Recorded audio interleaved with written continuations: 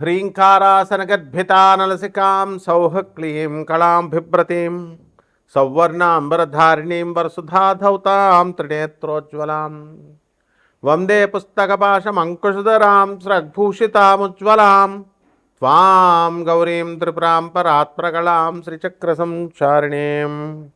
ఓం శ్రీ విజయవాడ కనకదుర్గాదేవ్యై నమః. దుర్గామల్లీశ్వరాభ్యాం నమః. ఓం వసుదేవసుతం దేవం కంసచాణూరమర్దనం దేవకీ పరమానందం కృష్ణం వందే జగద్గురుం. ఓం శ్రీ రాధాకృష్ణాభ్యాం నమః. మనందరికీ కూడా ప్రేక్షకులకి, ఫాలోయర్స్కి, మన ఛానల్ని ఆదరించినటువంటి వాళ్ళకి, మన అభిమానులందరికీ కూడా ముఖ్యంగా నూతన సంవత్సర శుభాకాంక్షలు. 2026 పరాభవనామ సంవత్సరం ఫస్ట్ పాయింట్. సెకండ్ పాయింట్, ఈ సంవత్సరానికి రాజు ఎవరో తెలుసా? గురువు. కాబట్టి ఎంతైనా సరే శాంతంగా విజ్ఞానంతో చేస్తాడనమాట గురువు. మంత్రి ఎవరు? ఇప్పుడు కుజుడు. మంత్రి చాలా డేరింగ్ స్టెప్స్ చేస్తాడనమాట. కాబట్టి ఈ సంవత్సరం పరాభవనామ సంవత్సరం అంటే 60 సంవత్సరాల క్రితం వచ్చిందండి. 1966, 67 సంవత్సరం ఉగాది వరకు వచ్చింది పరాభవనామ సంవత్సరం. కాబట్టి ఆ సంవత్సరంలో ఉన్న వాళ్ళకి అవమానాలు ఎక్కువగా ఉంటాయి. పాపం పుట్టినోళ్ళు మంచి ఆఫీసర్స్ అయ్యారు, మంచిగా కోటీశ్వర్లు అయ్యారు, బిజినెస్ మెన్స్ అయ్యారు, కానీ అవమానాలు ఎక్కువ ఉంటాయి. ఈ సంవత్సరంలో పుట్టే పిల్లలకు కూడా అలా ఉండడానికి ఎక్కువ అవకాశాలు ఉంటాయి. లేకపోతే ఈ సంవత్సరంలో అన్ని రాసుల వారికి కూడా ఎంత బాగున్నప్పటికీ కూడా కొంచెం అవమాన పాళ్ళు ఎక్కువగా ఉండడానికి అవకాశాలు ఉన్నాయి. ఇకపోతే సేనాధిపతి వచ్చేసరికి మనకి చంద్రుడు, సస్యాధిపతి గురుడు, ధాన్యాధిపతి బుధుడు, అర్ఘాధిపతి చంద్రుడు, మేఘాధిపతి చంద్రుడు, రసాధిపతి శని, అలాగే నీరసాధిపతి గురుడు. ఈ విధంగా ఉన్నాయండి మనకి. ఆ తర్వాత మనకి ఆదాయ వ్యయాలు కనుక మనం చూసుకున్నట్లయితే కొన్ని రాశుల వారికి మామూలుగా ఉన్నాయి, పెరిగినాయి. కొంత రాశుల వారికి లాస్ట్ ఇయర్ కంటే తగ్గినటువంటివి ఉన్నాయి. విడివిడిగా 12 రాశుల వారికి మనం చెప్పుకుందాం. అయితే ముఖ్యంగా మనకి ఈ 2026 సంవత్సరం ఉగాది నుంచి మళ్ళీ 2027 సంవత్సరం ఉగాది వచ్చేంత వరకు కూడా మనకి 12 రాశుల వారికి జాతకాలు ఏ విధంగా ఉంటాయో ముందు తెలుసుకునే ముందు గ్రహ స్థితిగతులు ప్రధానమైనటువంటివి మనం తెలుసుకోవాల్సినటువంటి అవసరం ఉంది. దాంట్లో భాగంగా రాహు నవంబర్ 25, 2026 సంవత్సరం వరకు సింహరాశిలో ఉంటాడు. అదేవిధంగా కేతు మనకి ఈ యొక్క సింహరాశిలో కేతు ఉంటాడు, రాహు కుంభరాశిలో ఉంటాడు. అలాగే ఈ యొక్క శని మనకి మీనరాశిలో ఉండడం అనేటటువంటి జరుగుతుంది. ఈ సంవత్సరం మొత్తం అంతా కూడా మనకి ఈ యొక్క గురుడు జూన్ 2, 2026 సంవత్సరం దాటిన తర్వాత మనకి కర్కాటక రాశి ప్రవేశం చేస్తాడు. ఆ తర్వాత అక్టోబర్ తర్వాత అతిచారాలు, వెనక్కి వెళ్ళాలు, రెట్రోగ్రేడ్ అవడాలు ఇలాంటివన్నీ కూడా జరుగుతూ ఉంటాయి.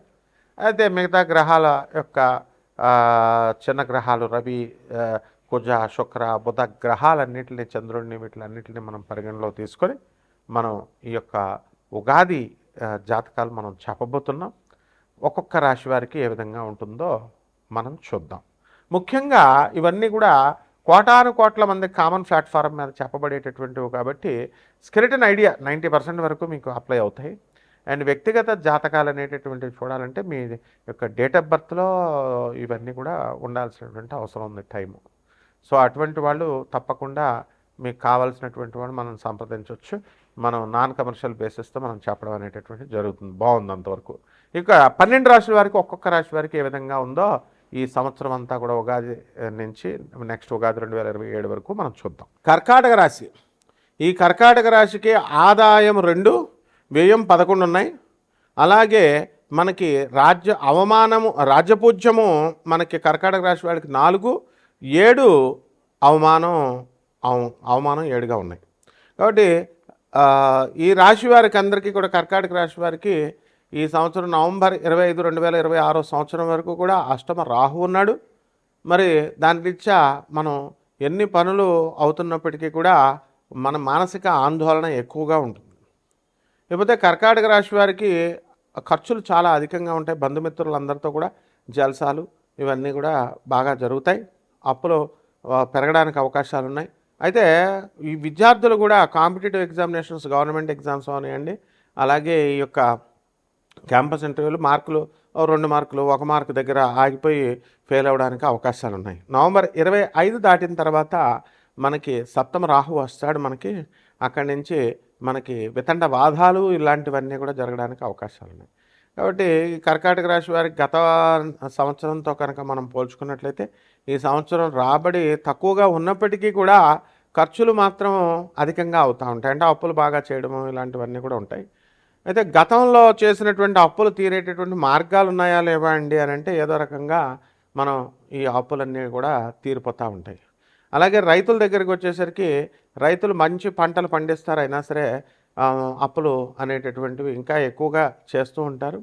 అలాగే ఖరీదైనటువంటి వస్తువులు, గ్యాడ్జెట్స్, కాస్ట్లీ గ్యాడ్జెట్స్ ఇలాంటివన్నీ కూడా కొంటారు. ఇక సాఫ్ట్వేర్ రంగాల్లో ఉన్నటువంటి వాళ్ళకి ఆర్టిఫిషియల్ ఇంటెలిజెన్స్ ఎమర్జెన్స్తో ఏమవుతాయంటే మీకు ఉద్యోగాలు, సాఫ్ట్వేర్ ఉద్యోగాలన్నీ కూడా ఒక థ్రెట్ అనేటటువంటిది ఉంది.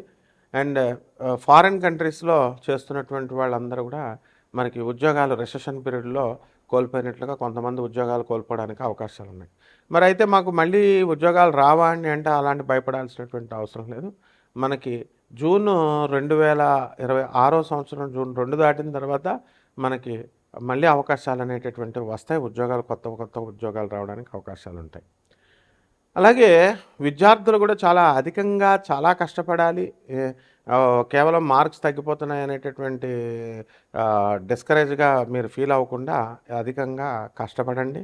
అలాగే ప్రేమ వ్యవహారాల్లో ఉన్నటువంటి వాళ్ళందరూ కూడా ప్రేమల్లో డిస్ట్రాక్ట్ అవ్వకుండా జాగ్రత్తగా చదువుకోండి. అలాగే విదేశాలకు వెళ్ళాలి అండి అని బాధపడుతున్నటువంటి వాళ్ళకు కూడా విదేశాలకు వెళ్ళేటటువంటి అవకాశాలు కూడా అధికంగా కనబడుతున్నాయి. కేవలం ట్రంప్ ఒకడు అడ్డొచ్చాడు, మా అమెరికా వెళ్ళకపోతున్నాం, ఇతర దేశాలకు వెళ్ళండి, వెళ్ళి చక్కగా అవకాశాలన్నింటినీ కూడా పుచ్చుకోండి. అలాగే ఈ రాశి వారికి కూరగాయల వ్యాపారం, హోల్సేల్ వ్యాపారాలు, పల్సెస్, పప్పులు, ధాన్యాలు, అపరాలు చేసేటటువంటి వాళ్ళందరికీ కూడా అధిక లాభాల్లో మీకు వస్తాయి. అలాగే హోటల్ బిజినెస్లు, ఈ యొక్క బట్టల షాపుల వ్యాపారాలు ఇవన్నీ కూడా బ్రహ్మాండంగా ఉండడానికి అవకాశాలు అధికంగా ఉన్నాయి. కొత్త కొత్త బట్టలు కొని నూతన వస్త్రాలంకరణాలు ఇవన్నీ కూడా ఈ కర్కాటక రాశి వారు చేయడానికి అవకాశాలు ఉన్నాయి. ల్యాప్టాప్ బిజినెస్లు, ఎలక్ట్రానిక్స్ వ్యాపారాలు, ఎలక్ట్రికల్ వ్యాపారాలు మంచిగా సంపాదించడానికి అవకాశాలు అధికంగా కనబడుతున్నాయి. ఇక రాజకీయ నాయకులకి మంచి మంచి పదవులు రావడానికి అవకాశాలు అధికంగా కనబడుతున్నాయి మనకి. అలాగే సినీ సంగీత సాహిత్య రంగాలలో ఉన్నటువంటి వాళ్ళకు కూడా వాళ్ళకి బ్రహ్మాండంగా ముందుకు వెళ్ళడం అనేటటువంటివి జరుగుతాయి. కొత్త కొత్త పదవులు రావడానికి అవకాశాలు ఉన్నాయి. మీడియా రంగంలో ఉన్నటువంటి వాళ్ళకి ప్రమోషన్స్ ఇవన్నీ కూడా వస్తాయి. పోలీస్ డిపార్ట్మెంటు, ఆర్మీ ఇలాంటి డిపార్ట్మెంట్స్లో పనిచేస్తున్నటువంటి వాళ్ళకి ప్రమోషన్స్ రావడం, జ్యుడిషియరీలో ఉన్నటువంటి వాళ్ళకి కూడా ప్రమోషన్స్ రావడం ఇవన్నీ జరుగుతాయి. అయితే ప్రభుత్వ ఉద్యోగస్తులు ఎవరైతే ఉన్నారో ఆదాయాలు బాగా పెరుగుతాయి వాళ్ళకి. అండ్ నెక్స్ట్ ఈ యొక్క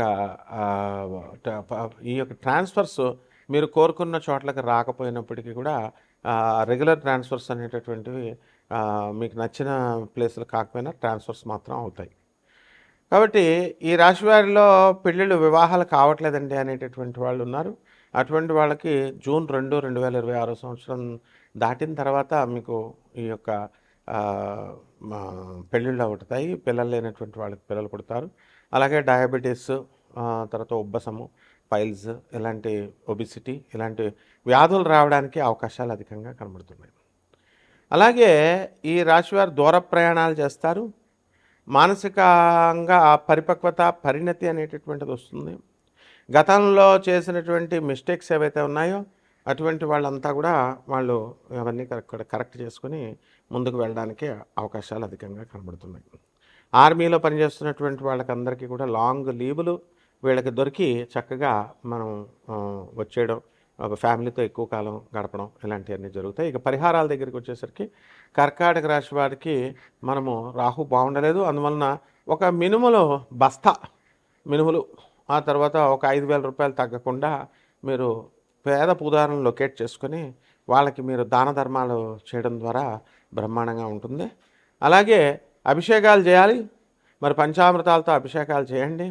కేవలం నీళ్లు పోసి కాకుండా పళ్ళరసాలు ఇలా ప్రాచీన పంతులు గారులు చెప్పే విధంగా చేయండి.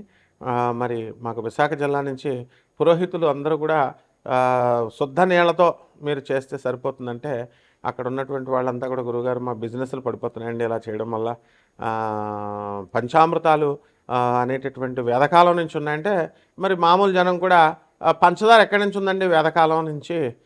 చెరుకు రసం ఉంది. చెరుకు రసం మ్యాన్మేడ్ కదా పంచదార. అక్కడి నుంచి మ్యాన్మేడ్ పంచామృతాలు ఎలా చెప్తారు? వేదకాలం నుంచి. పంచదార ఎక్కడుంది? వేదకాలంలో. కాబట్టి వాళ్ళ వాళ్ళని బాధపెట్టడం నాకు ఇష్టం లేదు. కాబట్టి అభిషేకాలు చక్కగా పంచామృతాలతో అభిషేకం చేయండి.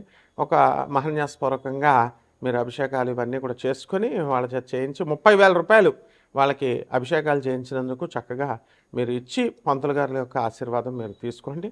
బ్రహ్మాండంగా ఉంటుంది. శుభమస్తు.